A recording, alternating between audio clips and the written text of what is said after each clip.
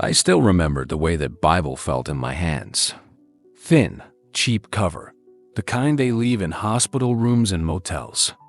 My hands were trembling so bad I could barely hold it. I didn't even know what I was looking for. I just opened it, desperate, broken, lost. And somehow, it opened to a verse that read, "The Lord is close to the brokenhearted and saves those who are crushed in spirit." I read it once, then again. Then I broke. Just broke. But I'm getting ahead of myself. Name's Mike Reynolds. I'm 54 years old, divorced, and for a long time I thought my life was just something I had to endure until it ended. I live in a single-wide trailer out in rural Ohio, the kind of place where winters crack your bones and no one checks in to see if you're still breathing. I worked 25 years at a factory before it shut down. Lost my job. Then I lost my marriage. Then my son stopped calling. I didn't blame him. I was drinking too much, lashing out, pushing everyone away. But deep down, it still broke me. I didn't pray. I didn't even try. I figured God had bigger things to worry about than a washed-up, bitter old man like me. I figured I'd screwed up too much, that I was out of chances. But sitting in that hospital room, alone with that Bible, something happened that I never expected. And it changed everything. February in Ohio doesn't play nice. The kind of cold that seeps into your bones and stays there. I was bundled up in 2 flannel shirts, sunk into my recliner, half watching reruns through a haze of beer and apathy. Hadn't showered in days. Didn't care. Then it hit, a tightness in my chest. At first, I thought it was heartburn, or maybe the cold beer on an empty stomach. But then came the sharp pain, shooting down my left arm. My fingers tingled. My whole left side went cold. Something wasn't right. I tried to stand, but the room spun. Crashed into the coffee table. My knees hit the floor hard. I couldn't breathe, not really. It felt like an invisible hand was squeezing my lungs, pressing down hard and steady. With fingers that barely worked, I fumbled for my phone. Somehow managed to dial 911. The ambulance ride was a blur. Lights flashing, sirens screaming, oxygen mask pressed to my face. I honestly thought that was it. And a part of me, a big part, didn't mind. At the hospital, they called it a warning shot. Unstable angina. Not a heart attack, but close enough to smell it. I spent 2 nights in that hospital bed, alone with the beeping of machines and the ache of being forgotten. But on the second night, around 2 a.m., I saw something. On the chair by the window, a small blue Bible, one of those pocket-sized ones with thin pages. I hadn't noticed it before. Don't know who left it. I stared at it for hours, like it was waiting for me. First Bible I'd touched in decades. And it showed up when I thought I wasn't gonna make it through the week. I opened the Bible with hands that wouldn't stop shaking, eyes still blurry from the night before. It flipped open on its own, Psalm 34. And there it was, verse 18. "The Lord is close to the brokenhearted and saves those who are crushed in spirit." I stared at those words like they were the only solid thing left in the world. Read them once, twice, let them hit.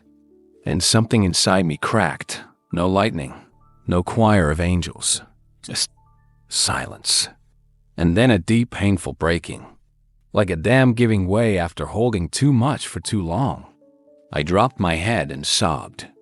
The kind of cry that comes from a place you didn't know was still alive, buried under years of anger, shame, and beer cans. I whispered, barely audible, "God, I don't even know if you remember me, but I can't do this anymore. I don't want to be like this." That was all I had. No grand speech. No promises. Just a broken man whispering into the dark, hoping someone might be listening. And he was. No voice. No vision. But something shifted. The noise in my mind softened. My breathing slowed. And for the first time in years, I didn't feel invisible. I felt seen. Like God himself had leaned in close and said, "I know. I never left. The next morning, a nurse walked in. Carla, late 50s, kind face, little silver cross on her neck. She saw the Bible on my lap and smiled. Been reading? I just nodded, too raw to speak. She said, sometimes that little book saves more lives than we do.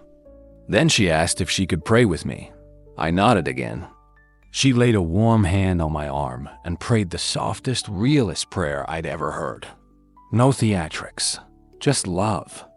That prayer didn't fix everything, but it marked the beginning. So did her invitation to visit her church. It took me 3 weeks to build up the nerve. Carla's church card had been sitting in my coat pocket like a flare I hadn't lit yet. Just knowing it was there gave me something to hold on to. One Sunday, I shaved, dug out a clean shirt, and drove myself there. Parked in the back, heart pounding. I almost turned around. Told myself I didn't belong. But something in me wouldn't let me leave. So I went in, sat in the back row, heart racing like I was waiting for a verdict. Worship started, some song about grace I didn't recognize. The words felt like water in a desert. I didn't sing, just sat there, breathing it in. And for the first time in years, I felt something move, like I didn't have to get it all right. I just had to show up and sit still long enough to be found. Then the pastor stepped up, short guy with glasses and a face that looked like he smiled more than he frowned. He opened his Bible and said, "We're in Luke 15 today, the story of the prodigal son." I almost laughed, like God had called my number. He told it like he'd lived it, about the son who burned every bridge, wrecked everything good, came crawling home expecting a lecture, and got a hug instead. Got a feast, got his place back. Then he looked out at us and said, "Some of you think God's disgusted with you, that you've gone too far, but he's not. He's still standing at the end of the driveway, just waiting for you to turn around." That was it for me. I couldn't hold it together. The tears hit like a wave, because that was me, starving in the pigsty of my own choices, thinking I'd used up every ounce of grace.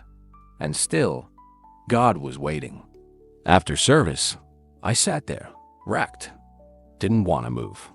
Didn't know how to. Then a guy walked up. Big dude, thick beard, flannel shirt. Name was Dan. "Hey," he said, "I'm part of the Tuesday night men's group. We eat, talk, nothing fancy. Just help each other out. You should come." I nodded, still wiping my face. Didn't say much.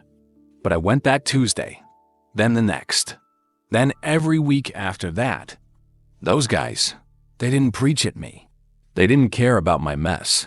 They just welcomed me in, told the truth about their own stuff, talked about real things, addiction, anger, failure, forgiveness.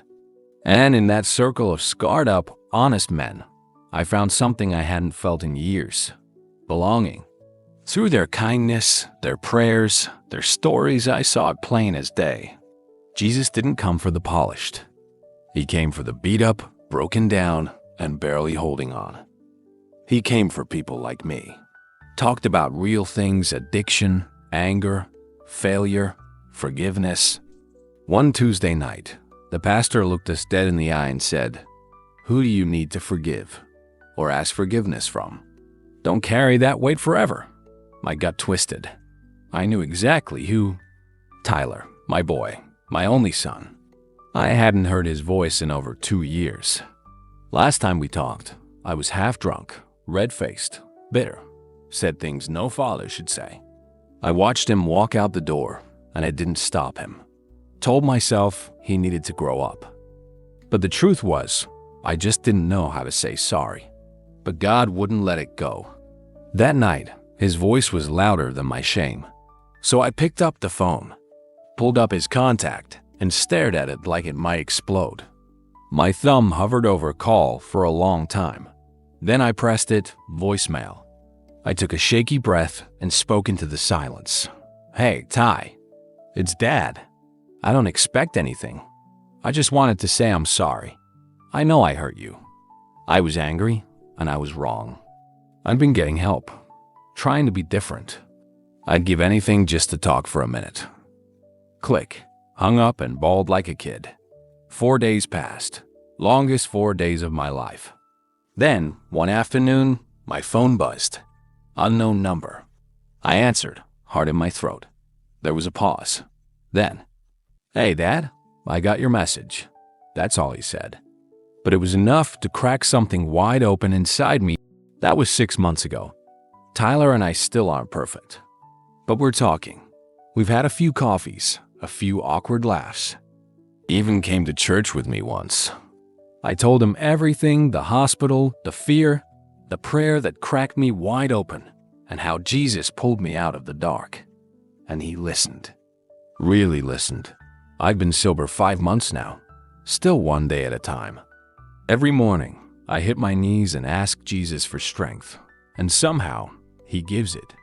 Some days are harder than others, but I don't face them alone anymore. I still live in the same old trailer, but it doesn't feel cold now. A couple of guys from church came over, patched the roof, helped me clean up.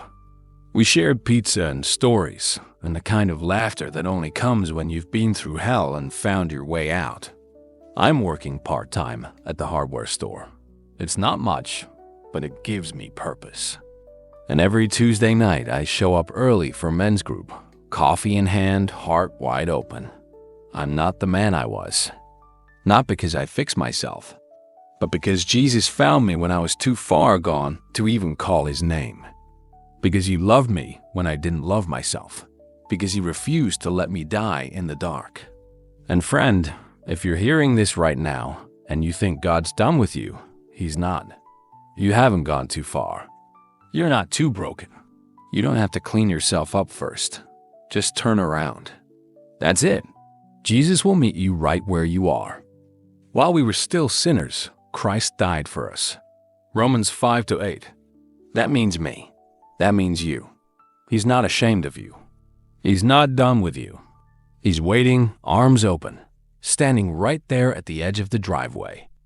Sometimes he shows up in the middle of our mess, quietly, powerfully, unmistakably. If you've ever had one of those unexpected moments where you felt God so clearly, tell us about it in the comments. And if you want to hear more real stories like this, about people just like us, like the video, subscribe, and stay close. He's still writing stories. Maybe yours is next.